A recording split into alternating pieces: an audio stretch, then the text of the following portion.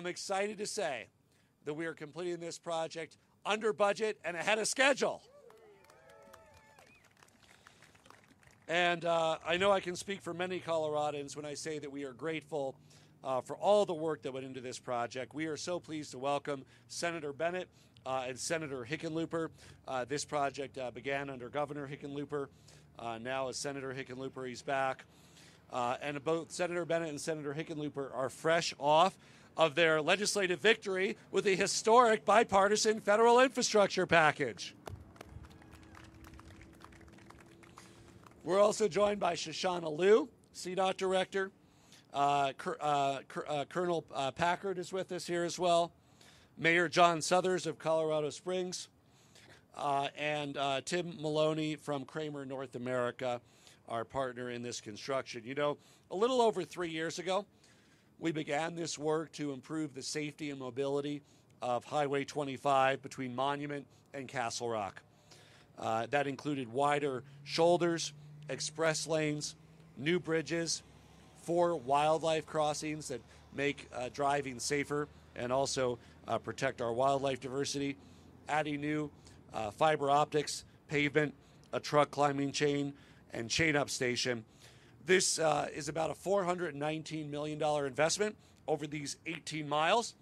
And today I'm pleased to announce that all lanes of traffic through the Highway 25 South Gap between Monument and Castle Rock will be open an entire year earlier than originally projected.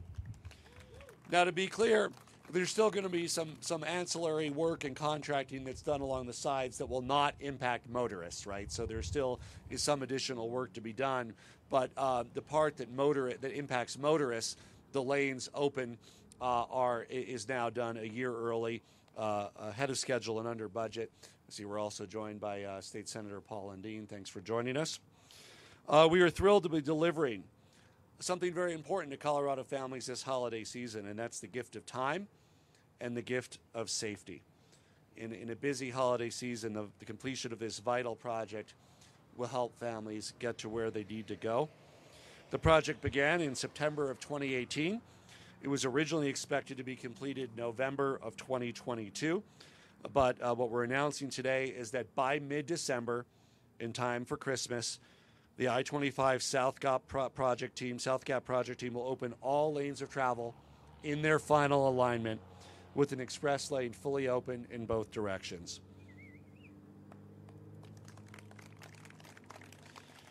This stretch of Highway 25, as you know, which I traverse regularly, connects 2 of our largest cities, Denver and Colorado Springs, as well as the vital artery for Douglas County residents to go north or to go south. And what was once an aging part of our infrastructure is now ready for today's and tomorrow's Colorado. These life-saving safety improvements will reduce traffic and improve safety. This is a major victory for people across Colorado. I want to thank Cdot, everybody in the workforce at Cdot. Let's give everybody here at Cdot a round of applause. Folks, just raise your hands, Cdot folks. Thank you, Cdot. I also want to thank El Paso County and Douglas County. Our 2 counties in the area worked so hard to keep the best planning, funding, and delivery of this project. They were truly great partners to the state of Colorado. And there are so many others whose dedication and commitment helped make today possible. I'm now excited to invite Senator Michael Bennett to say a few words. Appreciate it. Well, good afternoon, everybody. It is wonderful to be here and to be here a year early to celebrate this incredible accomplishment. Governor, thank you for your extraordinary leadership throughout this. Other governor, thank you for your leadership getting this going. You know, it was in 2017 that the South Gap Coalition came to see me, and then Senator Gardner at that time said, we need your help.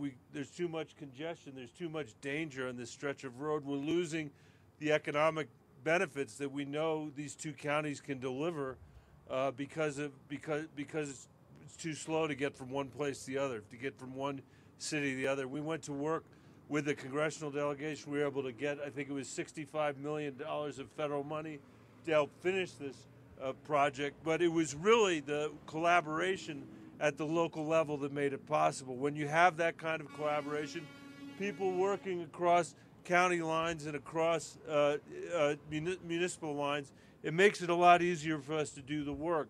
And I think when you think about the work that Cdot did here with Director Liu running the show, and our contractor did here, to me, this is a model for the rest of the country, and it's come not a moment too soon. As the governor said just last week, we passed, finally, at long last, after generations, a bipartisan infrastructure bill, which is going to be more money for infrastructure than we've seen spent in this country since Eisenhower was president. But it's just not a matter of how much money you spend, it's whether you're spending it well and you're doing it right, and you're able to save money along the way to improve the project. That's what these folks have done here, and it's a model we're going to be able to take back to the rest of the country as they think about how to spend this money. That bipartisan infrastructure bill is going to mean $4 billion just in roads and bridges, to say nothing of wastewater and water and broadband in the state of Colorado. Finally, after years of investing everywhere else but in the United States of America, we've come together to start to commit to invest again in our people and in our infrastructure. And I believe that out of 50 states, there's no state that's readier to participate in this investment and to lead us in a competition with the rest of the world than the state of Colorado. And a lot of that is due to the leadership of Governor Polis and the leadership of Governor Hickenlooper before him, who kicked off this project and made sure we brought it home in the finishing stretches. He was there every day, day after day, negotiating a bipartisan infrastructure bill. We've got a lot to thank him for his leadership on that bill. He was able to bring the perspective of somebody who's been a business person, a mayor, and a governor, and it made a huge difference in those negotiations. So I give you my partner, John Hickenlooper. Senator John. So those are as kind words as any elected official ever gets, but I will make sure that we point out I was governor for 8 years, and I never brought a road project in a year early and under budget. So let's give it to Governor Polis again. I also want to recognize Senator Bennett for all the work he did on the bipartisan infrastructure bill, helping shepherd it through. And just since I have a moment up here, he has been a mentor and really showed me how to navigate the Senate, which really is like going to a foreign country. They speak language, I'm not sure it's English, but he's helped me navigate that in a way. And when it comes down to some of the things like making sure we keep Space Command in Colorado Springs, that we really continue to build on all the momentum we've created, it really is great having him as a senior partner. I remember being here in September of 2018 when we kicked this thing off, the South Gap project. We were making jokes about how in London they say, mind the gap. Well, people between Denver and Colorado Springs were sick of minding the gap. And here we are, done in just 3 years, a year ahead of schedule. It increases the safety and the efficiency for this vital artery between Colorado Springs and metropolitan Denver, are two economic hubs of this state. Now, Fort Collins is growing. I don't want to piss anyone off who's here from Fort Collins. Not to mention Castle Rock. Sorry, Commissioner Teal.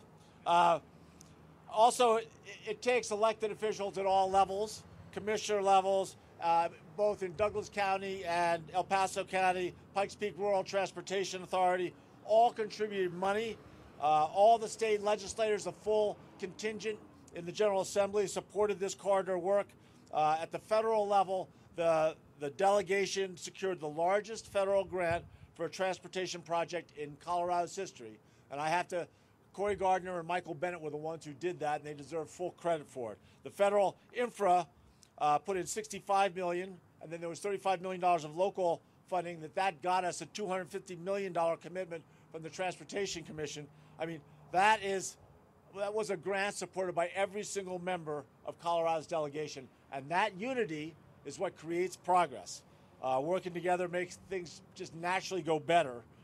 Just as we saw last week with the bipartisan infrastructure bill, people forget, and people were willing to write off American democracy. Certainly China was willing to write off American democracy, and Russia, they're going around South America and Asia saying American democracy can't get things done. We got 69 votes to pass the largest infrastructure bill in the history of this country, and that was 19 of those votes were Republican senators. And I can tell you from somebody who was there, Michael would say the same thing, not everything in that bill is perfect. At least it's not what I was most wanted. But that's how you get progress, is to compromise. I think better roads are going to be a real key to combating climate change. With that bipartisan infrastructure bill, we have EV charging stations and a real boost to the electric grid. We're going to get better internet connection for every Colorado citizen, I believe we will get. And again, now that I know that Governor Polis can bring these things in under budget and way ahead of time, I expect we will have every household with high-speed internet long before he's finished being governor. Ultimately, it is that kind of an opportunity is why we're all here. Last century we had electricity. This century is going to be all about connectivity, and the real goal here is to make sure we can do the bipartisan infrastructure and do this next Build Back Better without raising taxes. That's the key. Cdot's already got a priority list of what they're going to work on from the bipartisan infrastructure bill, and their ability to again hit the ground running and move fast means that we will leapfrog other states. And as Michael said, no state is better prepared for this than us. What he's really saying is we will get more benefit from it. We will get better projects to give more acceleration to our economy than anyone else. So I'll turn it over now to somebody, as much credit as I have to give to Governor Polis. I thought for years we talked about changing the name of the leader of the Colorado Department of Transportation as the executive director. I've always thought they should be the secretary, just like the federal level. So hopefully maybe this tremendous success will catapult Shoshana Lew up to becoming the Secretary of Transportation at some point, should the General Assembly agree. The Executive Director, Shoshana Lew. Thank you, Senator Hickenlooper, for that kind introduction. And the former Deputy Secretary of the Federal Department of Transportation was fond of the saying that you finish things other people start and you start things other people finish. It's sort of moving to be here with so many people who worked on this project, but particularly with both our current and former governor, knowing that this project was one that would not have happened without an incredible handoff and kind of continued commitment between two administrations of Cdot and the governorship. Really, we're so thrilled to be here making this announcement today. The project team, as you've heard, is moving at incredible speed. Despite unique weather patterns, to say the least, at Monument Hill, I think every snowstorm, we appreciate that fact anew. And there were only 3 months last year without snow, so this is a hard spot to navigate, with or without a global pandemic. We were able to accelerate the timeline while staying on budget due to strong integration with the project team and with our partners that allowed for greater innovation and sequencing of construction work to make the new lane available sooner. What really drives major infrastructure projects are the boots on the ground. The multiple people and the crews, the equipment operators, the engineers, the inspectors, the testers, all working together every single day in both the public and the private sector side. This project has hired more than 3,200 field employees who have contributed to more than 1.3 million hours of work since September 2018. More than $40 million in wages have been paid to date. That's a lot of jobs. I particularly want to thank all of our local and first responder partners who helped us deliver this project safely. It was not an easy feat, and it has been an all-hands-on-deck effort to adapt to constantly changing traffic, temperamental weather, response needs, and we're all the better for it. Really, the local emergency first responders, I would just want to call out, have been such essential partners in success. They've borne a lot of the load of having to manage all of the work during construction, and they've really been integral at every phase. They've met with the project team bi-weekly, to discuss incident response, emergency access, and provide important impact, not always positive impact. I'll give a special shout out to our friends at Larkspur Fire. They captured a lot of the hard incidents that came during construction and were never shy to tell us what we could do better, and we all worked together to make nimble changes. And really, I would say that their involvement made for a safe and innovative construction zone. Does this turn off? Can you hear me? Okay. There were changes that happened, midstream.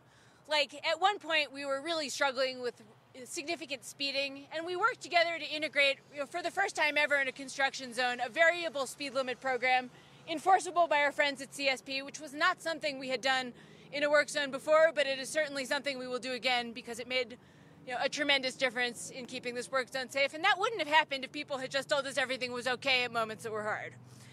So really, this has been a testing zone. It's been a place of collaboration, and we're just so proud to be part of that integrated team. I also want to call out our funding partners. You've heard about some of the federal grants that went into this project. We almost clipped the record with the grant for Vail Pass, but not quite. So with this big federal infrastructure bill, let's beat our record for competitive federal grants. But the grant for this project, together with the Transportation Commission and recognized Commissioner Lisa Hickey, who's here on behalf of the Transportation Commission, together with the significant local contributions that are, we know those dollars are hard-earned, and, it's a big deal for cities and counties to invest in the way that the partners in this area routinely do on projects. Working together with the transit authorities as well, just everybody coming together to make this the priority that it has to be. And with that, I'd like to introduce our partner, Colonel Matthew Packard of the...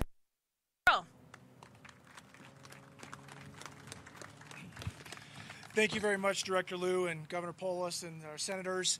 Thank you, Cdot and Kramer and all of our contractors. I can't believe that we get to be here on a beautiful day in November, a year early, to celebrate the completion of this project, a project that is so important for the safety of Coloradans and all of the folks that travel up and down every single day, particularly this weekend of Thanksgiving. I remember 3 years ago being there with then Governor Hickenlooper just down the road here announcing this project and talking about how it was so needed because of congestion, because of safety. Our troopers every day were covering crashes in this stretch of highway, putting themselves at risk, knowing that others are driving in this challenging environment and getting hurt and worse in some cases.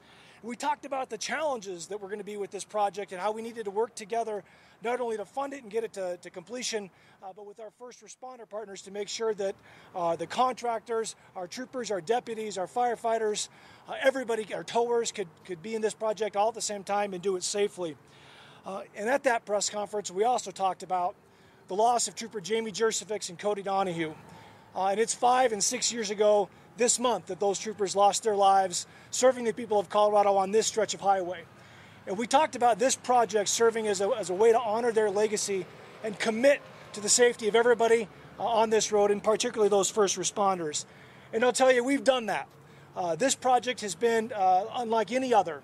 I will tell you, it's been a proving ground of sorts for first responder safety, for our towers, for the contractors, our troopers and deputies, who have worked together every day, not only to make sure the project got done early, but that they could do this job safely and efficiently every day. So we've done it, and I'm so proud of that, and I'm so proud of our troopers and all of our partners that have worked together on this project for the last 3 years. Cdot really came through. The infrastructure is better, the pavement's better. We've got wildlife crossings now to decrease animal vehicle collisions. But another thing that's really close to the hearts of our first responders, we've got big wide shoulders out there so our troopers and our deputies and our firefighters and the towers can do their job a little bit more safely as well. But also to the motorists, as you encounter vehicle trouble, you've got a wide spot if you can't get anywhere else safely to pull over and take care of what you need to take care of. These are all things that are really key to your safety as you continue to travel this important part of I-25. But don't ever forget, the most important part of safety in any car is the person holding the steering wheel and doing the driving. So please be safe. Continue to mind your speed. Keep your eyes up. Heaven's sake, do not drive impaired and put down the distraction. This time of year, I think of an analogy. Drive like your mom's watching. Drive like the people that you love are paying attention. That's what we need out here, courtesy, safe driving, so that we can all get and enjoy our holidays and whatever else is in front of us to do it safely. So, again, thank you for the opportunity to be here. I'm so proud and so thankful for the partnership with our first responders and Cdot and the contractors as well. And now I'd like to introduce the Mayor of Colorado Springs, Mr. John Suthers.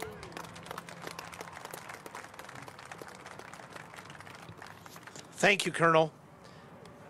I am absolutely delighted to be here today because in 2016, I did not think we would be here today. When I became mayor of Colorado Springs in 2015, I quickly joined in an ongoing discussion about the 18-mile stretch of I-25 between Colorado Springs and Castle Rock that was unaffectionately referred to as the Gap.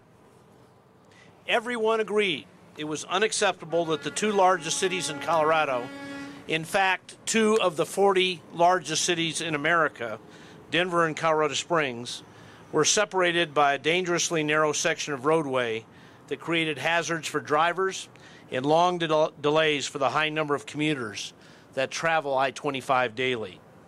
As most of you know, tourism and military operations represent two of the largest elements of our booming economy in Colorado Springs, and both of these industries require frequent highway travel.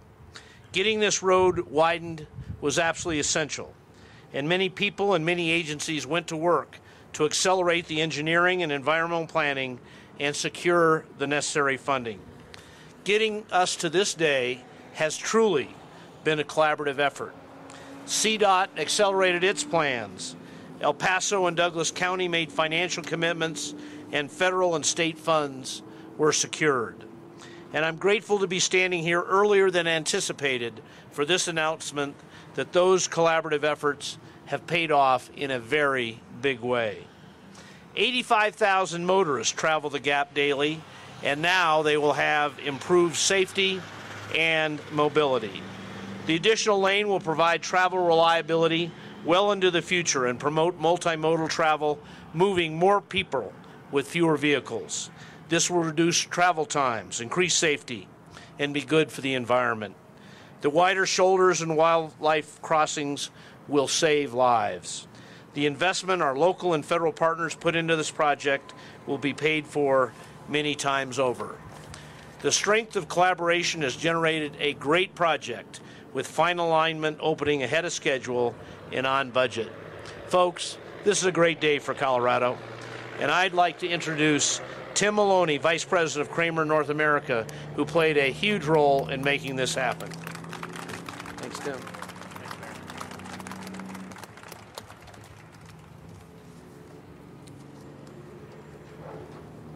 Thank you, Mayor Suthers.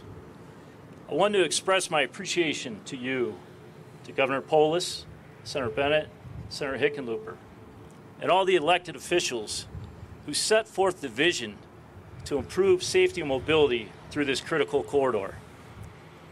I'm honored and humbled to speak on behalf of Kramer North America. For more than 100 years, Kramer's built projects like this around the country. And I'm awful proud of the work Kramer's built here in Colorado locally for the last 40 years. I'd like to take a moment to recognize our partners, Cdot, the Jacobs engineering team, certainly the Kramer staff and our crews, but also our subcontractors who helped deliver quality over the last 3+ years to get us to this exciting day.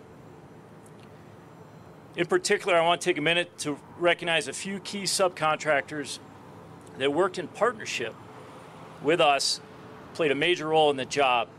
I see Cole Murray at Ames Construction, Grant Cruz Turner at Brandon Sand and Gravel. I think Rich Ledesma from Jalisco International is here as well. These three played a major role in delivering the success with a focus on quality and safety in everything they did.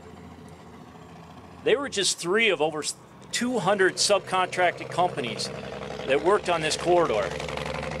30% of those companies are classified as disadvantaged business enterprises. And we're proud to be able to provide opportunities for small local businesses like that. But most importantly, thanks to all the individuals that work tirelessly alongside traffic on this corridor, both day and night. As Shoshana mentioned, through a lot of crazy weather that Monument Hill threw our way, a bomb cyclone a couple of years ago that we seem to have forgotten about because then we had to work through a global pandemic as well. Overall, this project was delivered with an alternative delivery method called Construction Manager General Contracting, Cmgc process. This process provides for early contractor involvement in design decisions and helps us plan the work very early. It's because of this early collaboration that the entire project team, Cdot, Jacobs, Kramer, and all our subs, are able to deliver this job a year early. As Governor Polis mentioned, we do have some remaining work on the project offline. Some of the top mat of asphalt has to be done in the off hours without affecting traffic, right, Grant? And we have some final striping, landscaping, toll testing, and commissioning, all which will be done well in advance of the November 22 completion date. As such, while we're excited to see the opening of the third lane in each direction, please remember that we will continue work into next year, in the spring and early summer at least. So again, as Colonel Packer said, thank you for driving safely and paying attention as you drive through this corridor to keep our workers and yourselves safe. Thank you for the opportunity. Executive Director Liu.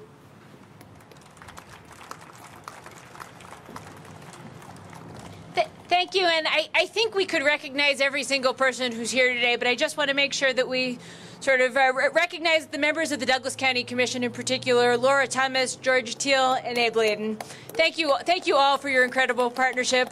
I want to once again recognize Senator Lundin. Thank you for being here today. I think one of my first meetings when I got here was you making sure I knew that this was a darn high priority.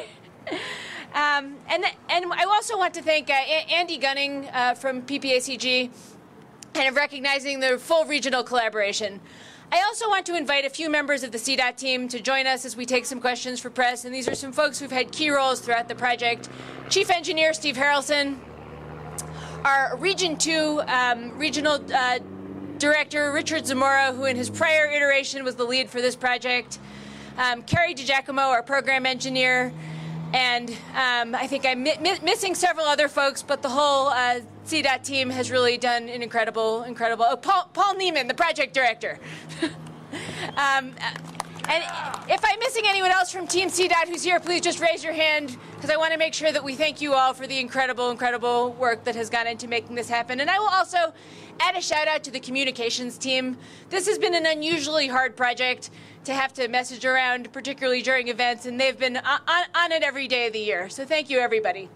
And now we will take some questions from the press.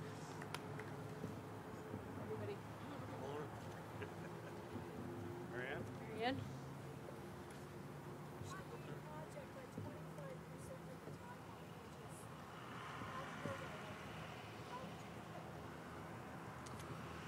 Paul, you want to take this one?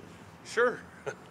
I think it's just like we said, just kind of collaboration with the contractor has just been, the number one thing here for us to get together and understand the schedule, the weather patterns, what we have to build. It's just been a collaboration the whole way through on this project. So I really can't say enough about really the team working together, working through issues every day, just lots and lots of other issues that we just continually stay on weekly to just keep this project moving and keep the priority to, keep the traveling public moving through this area. So just, I don't know what exact the success formula is there, but it's just been a good team, a really good team of people here keeping this thing moving for everybody. I'll also add there, in many states, they halted or stopped construction and work during the pandemic. Colorado never stopped construction during any point of the pandemic, and it continued even when many people were telecommuting or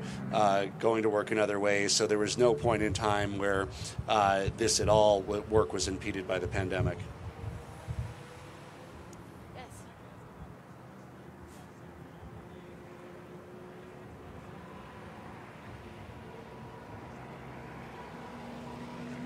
Yeah, they'll be operating and they'll be free.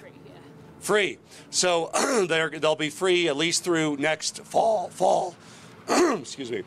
So the express lanes will be fully operating. All of the road improvements and lanes both ways are fully operational by mid-December.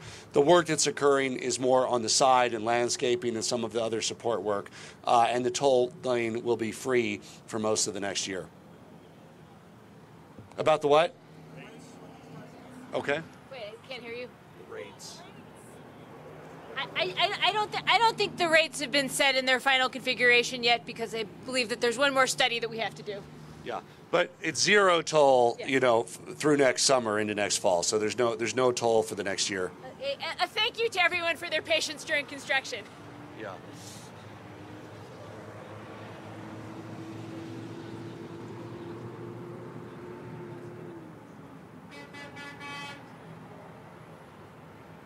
Well, we have the ability to really complete projects that matter for people now, rather than have to hustle to find the funding and pull it out of other road projects to complete the gap, which is one of our top priorities we share with Douglas and El Paso County. We're able to not only find the money, but also make sure we can continue the highway improvements and the surface road improvements that are in our 10-year plan that came about from really a listening session that was in all 64 counties. So now that is, in effect, fully funded with a combination of the bipartisan state infrastructure plan, House Bill 260, as well as the federal infrastructure plan, providing additional funds to meet the infrastructure needs of our state.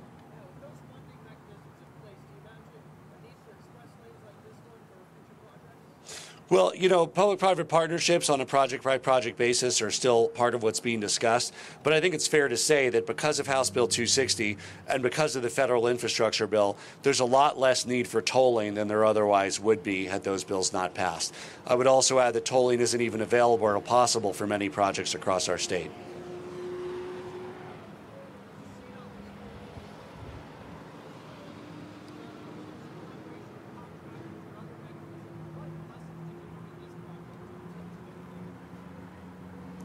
I think there's a few lessons. One of them is that just being hyper communicative about all aspects of a project, you know, is critical to getting it done on time and on budget before the schedule even.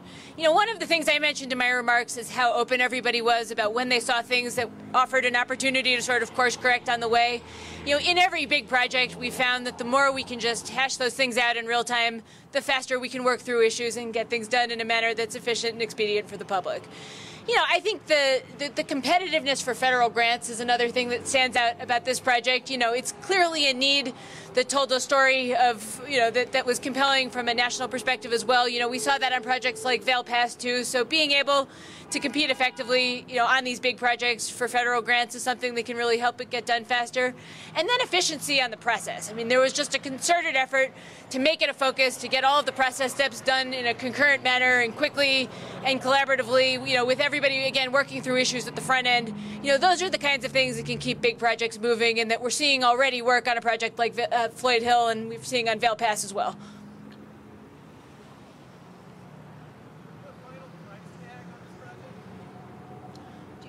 Do you want to speak to the, it's 420, but about the pricing. Yeah. But it's got a gear left. Yeah, So, yeah. It's roughly $420 million, and that includes some additional components that were added into the project once we knew that the final project funding had certainty. So there's additional bridges that were added relative to the additional scope because there were questions at the beginning about whether the final years of Senate Bill 267 would come in. And to the governor's point, the more certainty we have at the beginning of a project that the money will be there, the sooner we can make those decisions to get the full scope, schedule, and budget delivered.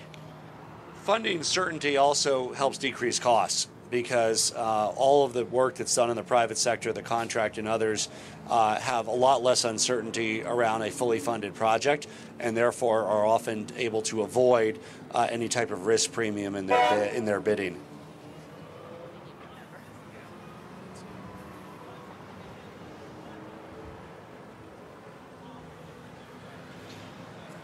Yeah. Yeah, and to be clear, it's under budget from the, of course, the expanded scope of 2 years ago, and that's simply a matter of finishing early as well. And so being able to finish early with the roadside reduces the need for extra costs associated with partial closures and others that no longer need to occur, whether final work occurs over here the next year around the landscaping and other work on the sides. And I can add a little bit to that. One of the benefits of the Cmgc contracting model is that the contractor can come in and help us innovate on the scope while it's still in design. So on this project, a couple of examples, Kramer came in and devised some phasing where they were able to pave behind barrier. So it's more efficient to pave behind barrier. It allowed them to pave during the day. Paving is an operation that you have to do when it's 50 degrees and warmer. So it's tough to pave at night in November, even this November with the beautiful day, but you can pave today. So if you're behind barrier and can phase the project, so you can pave in the day and kind of the off season like November, December, you can save a lot of time and save a lot of money. I think they saved over $10 million in revamping the paving phase. There were also some design changes that were made kind of on the fly with the retaining wall on the median, where they were able to adjust the existing profile of the road during the design and reduce the size and reduce the length of that wall that's between the northbound and southbound side of the interstate. So, that again saved millions, and $1 million here, $1 million there. Pretty soon it's a lot of money, and you can add some scope in. So that's how we did it, both adding scope and also saving time and schedule just through that early participation with the contractor. Your name, just state your name for the. I'm Steve Harrelson, Chief Engineer of Cdot. Thank you. Once again, I want to thank Laura Thomas, George Teal, Lisa Hickey, representing El Paso County and Fremont and others on the Transportation Commission. Thanks for your advocacy and work on getting us here to this day. Any final questions? How far ahead do you suppose this gets congestion on this stretch? How far into the future are we looking? Well, I would just say we're able to recognize the benefits sooner than anticipated. So the benefits will occur through this holiday season, by Christmas, with a full opening of all the road-based elements in mid-December, about a year, about 11 months ahead of projection. So all of those benefits will be met. Obviously, there's a lot of other needs for transportation and infrastructure across our state, but for people who regularly traverse the gap every day or every week, they can breathe a big sigh of relief that this improvement will be done early. Thank you, everybody.